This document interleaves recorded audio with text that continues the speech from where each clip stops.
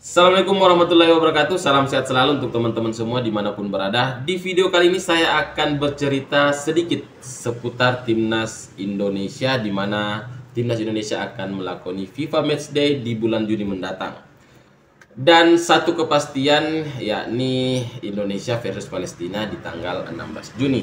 Dan satu lagi laga yang berbulan-bulan kabarnya bakal datang, yakni Timnas Argentina yang akan melawan Timnas Indonesia di Jakarta. Sudah mulai mendapatkan titik terang setelah akun Twitter dari Timnas Argentina memposting bahwa mereka akan melawan Timnas Australia di Beijing pada tanggal 15, kemudian bertolak ke Jakarta untuk melawan Timnas Indonesia di tanggal 19 Juni mendatang. Tentu ini adalah kabar yang sangat menggembirakan untuk kita para penikmat atau pecinta sepak bola. Namun kita tetap menunggu konfirmasi dari PSSI, ya, konfirmasi resmi. Apabila PSSI sudah mengumumkan, tentu ini adalah hal yang sangat menggembirakan, euforia yang berkelanjutan, ya. Setelah kita lolos Piala Asia, kemudian kita menang emas di SEA Games, kemudian kita akan menghadapi Timnas Argentina yang memenangkan Piala Dunia. Tentu ini adalah nikmat yang tidak terbantahkan. Dan kabar terbaru juga, Sinteyong dan juga Ketua Umum PSSI ini sedang mencari pemain keturunan grade A untuk membela Timnas Indonesia di Piala Asia 7 bulan mendatang. Namun lagi-lagi kabar ini mendapat beragam komentar dari para netizen. Banyak yang bilang kalau naturalisasi pemain keturunan semua berada di Timnas Indonesia, pemain lokal bakal kemana? Terus bagaimana nasib pemain lokal? Kalau Timnas naturalisasi semua, mereka tidak bakal senang meskipun juara Piala Asia, masuk Piala Dunia. Ini pendapat saya, ya. Tidak ada salahnya Timnas Indonesia memakai semua pemain keturunan, ya. Apalagi mereka bisa membawa Timnas Indonesia melangkah lebih jauh di Piala Asia, kemudian bisa masuk di Piala Dunia. Tentu itu harapan kita semua. Saya tidak peduli mau Timnas diisi pemain naturalisasi, mau Timnas diisi pemain keturunan full tim.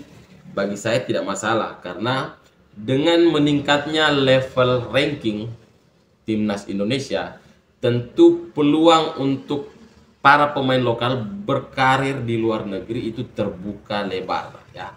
Jadi tidak ada lagi pemain yang tidak ingin berkarir di Eropa karena gaji kecil, ya. Karena beberapa pemain kita itu pernah disodori kontrak untuk bermain di Liga Eropa, hanya saja mereka tidak mau karena gajinya yang kecilan. Tidak kecil-kecil banget, tapi lebih besar gaji di Liga Indonesia. Jadi menurut saya ini kekeliruan bagi pemain lokal kita yang tidak ingin berkarir di luar negeri hanya karena gaji kecil. Padahal di sana mereka bisa mendapatkan fasilitas yang luar biasa, fasilitas gym, latihan, dan konsep sepak bola modern, ya. Itu yang mahal sebenarnya. Jadi dengan adanya pemain keturunan di Timnas Indonesia akan membuat persaingan untuk masuk ke timnas ini lebih ketat, lebih berat, ya. Dan tentu tidak ada pilihan untuk pemain-pemain lokal selain berusaha untuk berkarir ke luar negeri. Jadi itu menurut saya akan ada sisi positifnya, ya.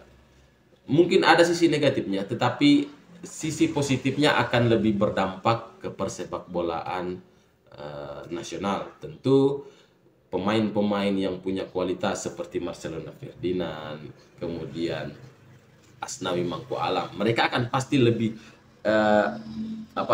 mementingkan bertahan di kompetisi luar negeri dibanding untuk balik ke Liga Indonesia, karena peluang untuk masuk timnas mereka akan lebih besar ketika mereka tetap berkarir di luar negeri.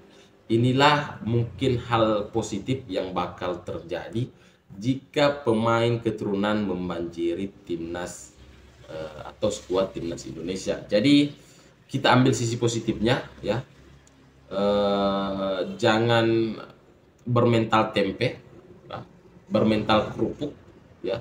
Untuk menjadi pemain timnas Indonesia itu butuh perjuangan. Tidak melulu kalian tampil bagus di klub Liga Indonesia terus bisa masuk seenaknya di timnas dengan fisik seadanya ya. Menit 60-70-an sudah ngos-ngosan. Kalian tidak pantas untuk masuk di timnas Indonesia. Timnas Indonesia itu harus punya fighting spirit hingga menit 90 bahkan lebih, dan itu yang diinginkan oleh Coach Sintayong ya. Dan itu kita lihat ketika di pertandingan SEA Games kala Indonesia berhadapan dengan Thailand, di mana pemain Indonesia masih fight hingga perpanjangan waktu, mereka masih punya tenaga, namun Thailand sudah ngos-ngosan.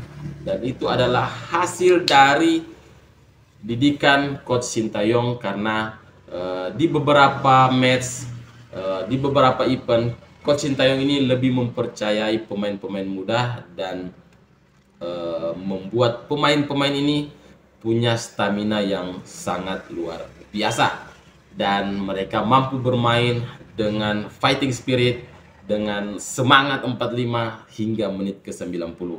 Jadi menurut saya tidak ada salahnya timnas kita diisi oleh pemain keturunan, pemain naturalisasi. Tentu sangat tidak elok, sangat tidak wajar ketika kalian bisa menerima Mark Klok, Christian Gonzalez ya untuk membela timnas Indonesia, Victor Igbonevo, kemudian kalian tidak bisa menerima pemain keturunan untuk membela timnas Indonesia. Itu kan lucu ya. Ketika pemain yang sama sekali tidak punya darah Indonesia, kalian bisa terima, kalian bisa merayakan gol dari pemain yang tidak punya darah Indonesia, namun mau membela timnas Indonesia. Dan pemain keturunan yang ingin membela Indonesia dan ingin mencetak gol untuk Indonesia, kalian tidak mau. Kan itu lucu ya. Jadi menurut saya untuk berkembangnya sepak bola Indonesia, untuk memajukan sepak bola Indonesia, memang harus berjalan berdampingan ya. Pembinaan usia muda ya, kompetisi kelompok umur ini diperbaiki, dan program mencari pemain keturunan yang punya potensi itu juga harus jalan, sehingga nanti kedua metode ini akan membuat timnas Indonesia semakin kuat di kemudian hari. Oke teman-teman, sekian dulu video dari saya, dan terima kasih sudah menonton hingga akhir. Saya Ila, terima kasih sudah menonton. Assalamualaikum warahmatullahi wabarakatuh.